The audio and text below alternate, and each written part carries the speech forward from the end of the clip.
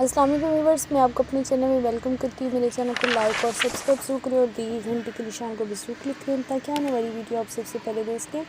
تو آئیے چلتے ہیں آج کے ٹاپک کی طرف، اور آج کا ٹاپک یہ ہے کہ عورت مرد کے اندر کون کون سی اچھی عادت کو تلاش کرتی ہے۔ دیکھیے، اگر کوئی لڑکی کسی لڑکے کو پسند کرتی ہے تو وہ اس میں ہر وہ خوبی دیکھنا چاہتی ہے جو اس کے دل کو چھو جائے، ٹھیک ہے۔ دیکھیے، لڑکی کو بہت اچھا لگتا ہے کہ اس کی چھوٹی چھوٹی باتوں کا خیال رکھے، مطلب اس کی چھوٹی چھوٹی خواہشوں کو پورا کرے۔